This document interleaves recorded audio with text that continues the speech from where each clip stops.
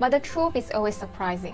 Believe it or not, even after so much of discrimination in their past history, Chinese Indonesians are much more patriotic and more of a nationalist compared to the rest of the Chinese in the rest of the world. Chinese Indonesian lebih patriotik, guys. Assalamualaikum sampurasun good people. Kumaha damang sarang wilujeng sumping ke channel Abdi. Saya BDT daripada Borneo, Sabah akan menemani teman-teman semua dalam episode reactions kali ini.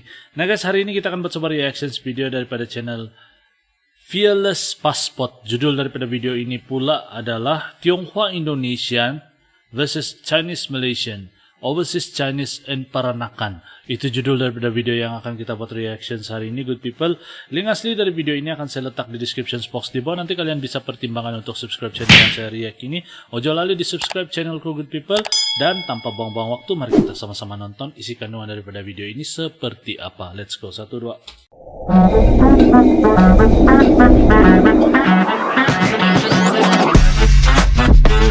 Yo, kumaha damang, salam silatuhrahmi good people. Ojo lali di subscribe yo channelku. Coming to 2021, Indonesia is the largest emerging country in Southeast Asia, especially in their digital economy. Among 12 digital unicorns in Southeast Asia, Indonesia occupied 4 of them: Gojek, Traveloka, Tokopedia, and Bukalapak. Indonesia menguasai 4 toh paling besar. Over 30 billion US dollars. Even Malaysian only unicorn, our Grab, has moved to Singapore. Grab There's pun always sudah been pindah pergi between Singapura. Indonesia and Malaysia. These two neighboring nations time to time compete economically, but at the same time, we share too many similarities from our national language, official religions, and today, history. Sejarah. Today I want to talk about the similarities and differences of Chinese Indonesian and Chinese Malaysian. Persamaan dan perbedaan Hi, my name is Ivan, and welcome to another Indonesia, video of Passport. Chinese Indonesia In the past dan 2 years, I spent quite Malaysia. some time working between Malaysia and Indonesia. And I want to share with you my observation of both Chinese Malaysian and Chinese Indonesian in a short form called Cindo today. Cindo. Before I make it to Indonesia, I used to have some kind of a stereotype towards the Cindos. In my impressions, I thought all of them, the Chinese Indonesians, are very rich. All of them cannot speak, write, nor read any of the Mandarin. And in my opinion, probably a lot of Chinese mainlanders and a lot of Chinese Malaysians' opinion as well, it is a pity because they cannot preserve their ancestral culture like we do. But the truth is always surprising.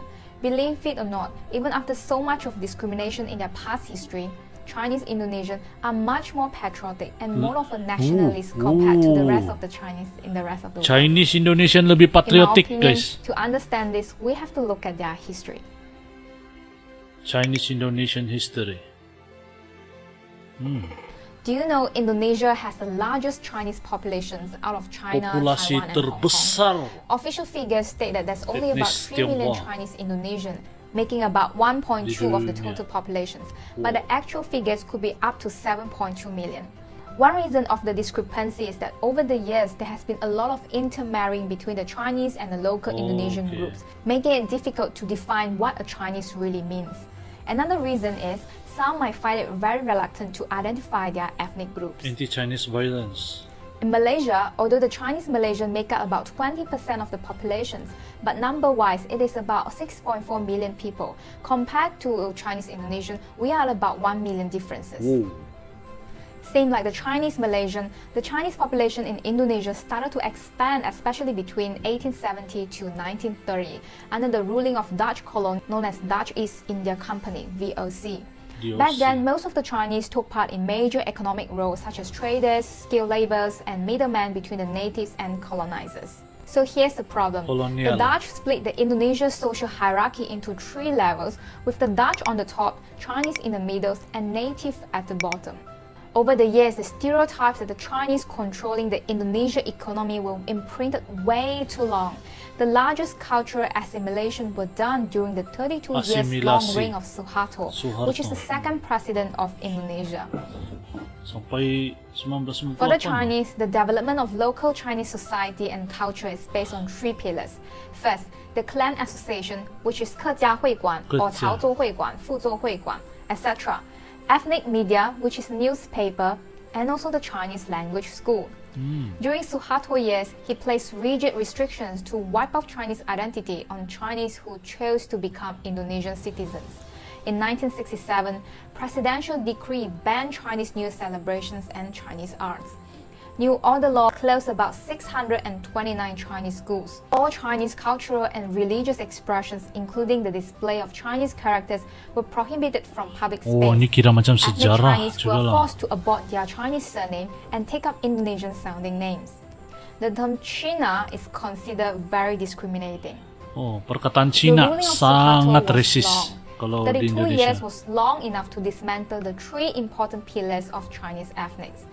The assimilations to the so-called Chinese problem was a success. That is why most of the Chinese Indonesian now, except the older generations, they cannot speak, read, nor even write formal Mandarins. Some of them only communicate their local dialects at home, mostly Hakka and also Hokkien. So was that a pity? For people like me who are privileged enough to preserve my ancestral culture and keep my name, to be honest, I used to feel very sorry for my Indonesian counterparts. But what I eventually found is that people are very happy and assimilated very well in the colorful Indonesian culture.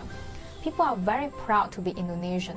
And let me share a personal story with you. Nah, ini Just before cerita. the National Day, everyone around me, my colleagues, they were talking about it very excitedly.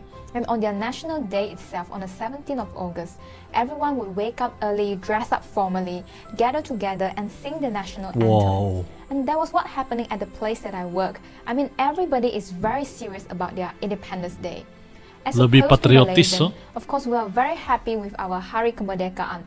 But I guess the most of us would probably sleep through the day and posting maybe Happy Hari Merdeka on Instagram. From the outsider perspective, because we are so used to see people with our own point of view, we used to think, for example, North Koreans are doomed, the Chinese mainlanders has no rights to express against their government. In this case, the Chinese Indonesians lose their ancestral language, but in their day-to-day life, they don't really need formal Mandarin to communicate. And from what I researched, more than 65% of Chinese Indonesian, they speak Indonesian at home. So they don't really feel the urge to learn the language. So who are we to judge, right? Betul. Setuju dengan yang itu. Constitution differences.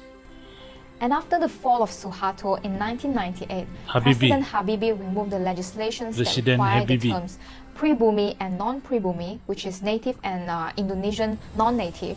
The next president, Abdurrahman Wahid, Gus recalled Dur. the legislations that forbid the practice of Chinese culture, and then he permit the use of Chinese Mandarin in public.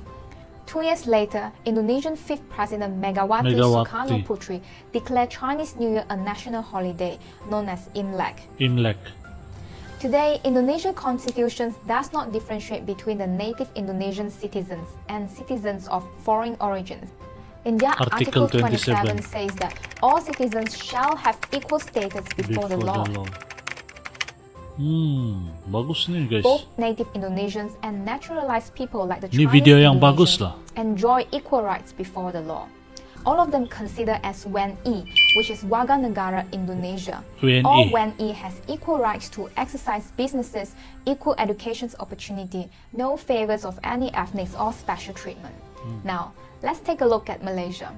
In the Malaysian constitutions, there are at least two articles, Articles 153 and Articles 160, that states the responsibility for safeguarding the special positions of the Malays and natives of Sabah and Sarawak. Though all Malaysians, we enjoy unity, peace and harmony, but political-wise, we were still separated by the Bumiputra and non-Bumiputra status. In front of the law, we are not equals in purchasing a real estate. Betul. That is not equal Ini betul tau education guys, kalau di opportunity. Malaysia nih. That is quota to enroll into local university. We are not equals to purchase government bonds like the Amanah Saham, and there is Bumiputra ownerships in public listed companies. In short, the Chinese Malaysian and Indian Malaysian and other non-native races, we are not always equals before the law compared to the natives. But of course, this video is not meant to spread hate. I want to emphasize that despite the non-native are restricted constitutionally, all Malaysians are treated quite well by other races. We are very privileged to maintain our culture, observe our religions, and speak our language. Perhaps this is not always possible in Indonesia itself. Fun fact, Chinese Indonesian. So if you happen to be Indonesia one day, the word Cina to describe an Indonesian with ethnic Chinese is still quite sensitive. I used to make such mistake as well, because in Malaysia we are okay with Uncle Cina, which is the Chinese uncle, or Kedai Cina, which is a Chinese shop. But in Indonesia, it's better to swap the word Cina with the word Tionghoa, which means Chinese descent, and describe China as Tiongkok. If you see someone who speaks Chinese openly in Indonesia, that's probably a totok. That means those who have migrated from China recently. And the Chinese Indonesians, the Chindos we've been talking about, they are the Peranakan. The word Peranakan literally means child of the land. Peranakan. Usually you can kind of guess their ethnicity in their last Di name. Sabah ada tau During Peranakan, Suharto guys. time where ethnic Chinese required to adopt Indonesian Tapi di sounding Semenanjung saya name, tidak tahu our ada atau Chinese tidak. Indonesian ancestors are very smart to hide their surname into the back of an Indonesian sounding name. For example, one with the surname Lin in Mandarin, Cantonese is called Lam. Hokkien is called Lim. They might adopt the name like Limanto, some adopt Halim. Ha with a lim at the back is actually lim with a Chinese Oh, surname. gitu. So Halim, Salim, Muslim, Limawan, and etc. They probably have the Chinese surname as Lin. Another famous last name such as Tanjung, Tanojo, Tanjaya, ini etc. Chen. With the prefix Tan could be someone from Chen in Mandarin. Ya, Chen. And the last name with prefix Ang, like Angkiat, Angkasa, Oh. Agriawan, most likely have the surname Hong, Hong. because Hong in Hokkien dialect it's Ang. sound as Ya, Ang. ya, betul. Another famous Chinese surname is Huang. Huang. In Hokkien is called Huang. Wi or Wi, Oi. which is often hidden into Wijaya, Widodo, Riyono, Wijaya, gitu. Winata, and many more. So it's very interesting. When Menarik, I was in guys, Indonesia, I menarik. was constantly guessing their last name in my head. And if I guess it right, it's like a bingo moment. In conclusions, Menarik, guys. population migration is nothing new today. Due to the wars and poverty in the old days, and even today, like the recent Israel and Palestine issues, people would move to a better place for survival. Even in United States, most, if not all of the white Americans, they all have European ancestry. So I don't see a reason why we should discriminate each other Betul. in a land that's supposed to be someone else's, because there is no land in today's world really belongs to a certain groups of people. And for many immigrants like Asian Americans, African Americans, Chinese Malaysian like me, and Chinese Indonesian whosoever, the fact of matter is that most of us come from second or even third. For me, I'm the fourth generations of the Ya, family. foto. People were born here, we all grew up here, and we have pride of the country that we all identify ourselves with. Betul. The feeling is there. We love our country. Everyone work as hard as anyone else, and the last thing we need to do is to fight among ourselves about how Betul. certain ethnicity or skin color supposedly to own the land or entitle the land more than the others. Saya suka video ni, guys. Last but not least, I am very proud to be an anak Malaysia, really. So share with me in the comments that what you think of today's video. Do you Keren. know about your ancestry and which generations are you in the country? Show me a thumbs up, subscribe to my channel Fearless Passport, turn on all for the notifications for more authentic travel stories. Follow me on Instagram as well, as I also share things that I learned along my backpacking journey in the bite size. So thank you for watching. Bye. Keren, guys. Oke, guys, itu video yang baru kita nonton bareng, guys. Jadi saya rasa kan memang betul lah apa yang dikatakan. Tiada sebab kita mau menjadi manusia yang mendiskriminasikan kaum lain gitu. Dan memang perbedaan antara Chinese, Indonesia, dan Malaysia itu ketara, guys. Memang ada ketara, ada perbedaan dan ada persamaan juga. Tetapi itulah yang membuatkan Malaysia unik, membuatkan juga Indonesia itu unik, guys. Dan masing-masing ada keunikan masing-masing, guys. Ini adalah satu video yang bagi saya mengedukasi dan memberikan sebab mengapa kita jangan ada sifat diskriminasi perkauman gitu.